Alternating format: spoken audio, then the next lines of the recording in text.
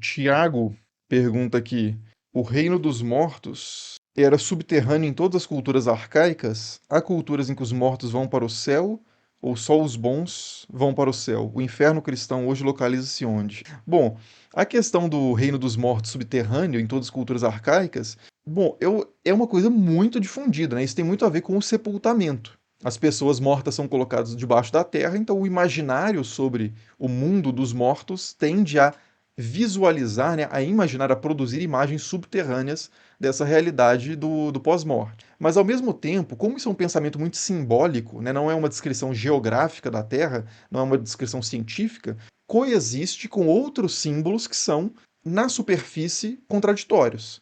Então, por exemplo, no Egito, mesmo no Livro dos Mortos, há um imaginário subterrâneo do mundo dos mortos e há um imaginário celestial do mundo dos mortos. Principalmente quando se fala em faraós, em figuras eminentes, né, eles são posicionados entre as estrelas, nas constelações. Né? Então há esse imaginário egípcio ao mesmo tempo celestial e subterrâneo, né? Uraniano e quitônico, para usar o termo dos gregos. Então isso é muito, muito comum. A questão de só os bons irem para o céu, isso é até difícil de precisar assim, quais culturas que têm isso que eu conheço, porque mesmo uma cultura em que a gente diria que tem essa ideia, que é o cristianismo, a ideia de que os bons vão para o céu não é uma coisa que sempre fez parte do cristianismo, né? Os bons vão sobreviver, vão viver, vão ressuscitar, né, e viver no reino do céu, que é um eufemismo, né, uma forma de falar reino de Deus sem usar a palavra Deus, que é um remodelamento, né, uma reconstrução da terra.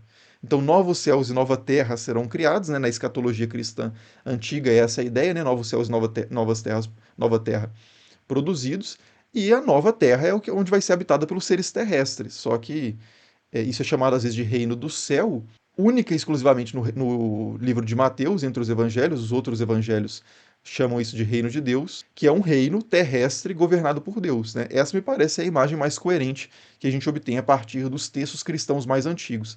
Posteriormente, há essa ideia de que os cristãos vão habitar o céu. Né? Inclusive, você tem na cosmologia medieval, você tem, de fato, os planetas, você tem a Terra, aí você tem os vários céus, então você tem o céu da Lua, o céu de Vênus, o céu de Mercúrio, por aí vai, né? E aí você tem o céu do Sol, que é um planeta na cosmologia clássica, e aí no final dele você tem o Empyrean, que é o fim da coisa, né? Onde tem as estrelas, aí, além das estrelas fixas, você tem o local onde os eleitos habitam. Então, mesmo na imaginação medieval, até na cosmologia medieval, você tem essa ideia de uma habitação acima das estrelas. Né? O quão literal os caras levavam isso é difícil saber. Né? Se eles imaginavam que se a gente tivesse uma tecnologia de um telescópio para olhar bem longe e aí a gente veria as pessoas morando no céu lá, eu acho que é o caso não.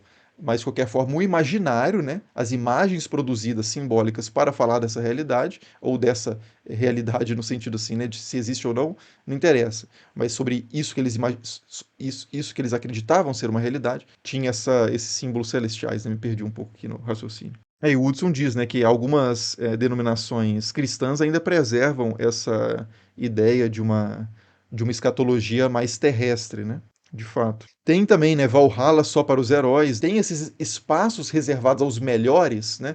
Esse pós-morte aristocrático, ele acontece em várias culturas. Inclusive, os gregos têm a ideia dos campos elíseos, mas ao mesmo tempo, a gente vê Aquiles na Odisseia, o Odisseu ele desce até o submundo, ele está vivo, né? Mas ele precisa consultar um vidente, que é o Tiresias, que já morreu. Ele precisa consultar esse cara, então ele vai para o submundo conversar com esse cara. Quando ele chega lá, ele encontra Aquiles, que morreu na Guerra de Troia. E Aquiles é um herói, assim, é o herói, praticamente. Né? Aquiles é o principal herói ateniense. E aí Aquiles tá numa situação totalmente lamentável, né? Não parece nem um pouco com a descrição dos Campos Elíseos que a gente vai encontrar em outros textos dessa região dedicados aos heróis. O Aquiles ele fala que seria melhor ser, nesse trecho, né, da Odisseia, ele fala que seria melhor ser o mais baixo dos homens do que o mais elevado entre os mortos, seria melhor ser o mais baixo entre os homens vivos do que ser o mais elevado entre os homens mortos. Ele é constantemente insaciável, ele precisa beber um sangue que o Odisseu faz eu não lembro de onde que ele tira esse sangue, se ele faz um sacrifício de algum animal, se ele corta do próprio sangue dele, não lembro exatamente agora. Mas depois que ele corta sangue, né, que é um símbolo de vida, no submundo, vários espectros de pessoas mortas aparecem, entre eles Aquiles, né? Então eles são sedentos de vida. Então é uma situação totalmente precária, como a situação do submundo mesopotâmico, que eu fiz um vídeo aqui no canal, né? Sobre o inferno segundo os mesopotâmicos. A Lilian comenta aqui, né? Todo lugar tem área VIP. De fato, mesmo entre as culturas, é importante dizer também que essas culturas elas tinham diferentes visões do pós-vida, coexistindo, né? Então, por exemplo, no vídeo que eu fiz sobre o inferno mesopotâmico, eu digo lá que a visão que a gente encontra na epopeia de Gilgamesh ou na Descida de Estar ao Mundo dos Mortos, esses principais textos sobre esse assunto mesopotâmicos, os mortos estão numa situação bem precária. Comem barro, né? Bebem água turva e coisas do tipo. Mesmo os reis, eles chegam no submundo e depositam a sua coroa do lado de fora. Os símbolos de poder ficam do lado de fora. Então você não tem status no mundo dos mortos. Mas tem outros textos que tem. Alguns outros textos, na Mesopotâmia mesmo, existe uma diferenciação qualitativa entre os mortos. Assim como na Grécia também. Na Grécia, eu falei dos Campos Elíseos, né? Tem descrições ali do mundo dos mortos, que tem toda uma burocracia do Hades, de como é que funciona o Hades, dos juízes do mundo dos mortos, das figuras que são atormentadas ativamente, mas aí são geralmente figuras mais mitológicas, né? Sísifo e alguns titãs são atormentados no Tártaro, outros são simplesmente espectros meio com a vida meio vazia na bacia das almas, por assim dizer, né? No terreno comum ali do submundo, e tem os favorecidos lá dos Campos Elíseos e tal, né? Mas não é exatamente um sistema muito coerente, entende? Não foi produzida uma teologia sistemática, autoritativa sobre nada disso.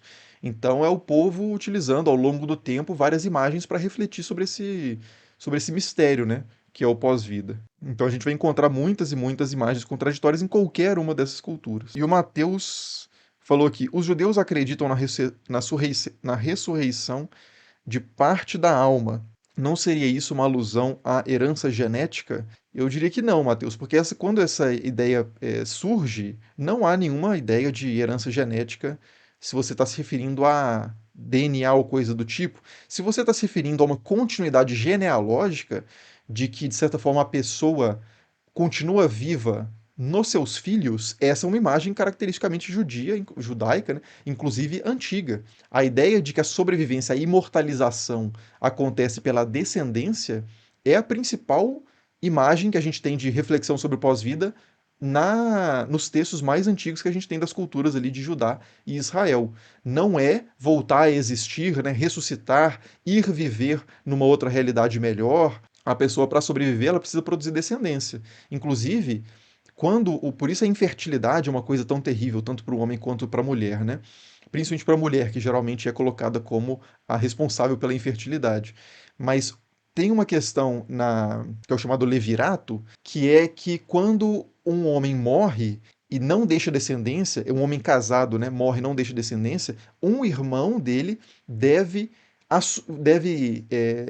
se unir sexualmente com a mulher com a viúva, né, com a cunhada, para poder produzir descendência para o irmão, para que o irmão não, a linhagem do irmão não desapareça. E os filhos que ele produz serão filhos do irmão. Legalmente falando, são filhos do irmão. Então tem essa ideia de uma preservação. Isso é um termo muito interessante, inclusive, as várias formas de vencer a morte que foram desenvolvidas, né, no imaginário humano ao longo da história. Porque você tem várias formas, tem essas, né? Sobrevivência intramundana, mesmo neste mundo, tem sobrevivências extramundanas, que é pensando numa realidade externa. Tem a visão heróica, né, que é você sobreviver por meio das canções e da lembrança que você vai deixar, o legado que você vai deixar, e as pessoas vão circular isso oralmente, seu nome não será esquecido. Tem a visão dos escribas no Egito, que é aquele que escreveu, o texto sobrevive, e nesse texto você tem o próprio escriba sobrevive no texto que ele deixou. Enfim, uma série de reflexões sobre o pós-vida que foram desenvolvidas ao longo da humanidade, né? O Daniel Cavalcante falou assim: Onan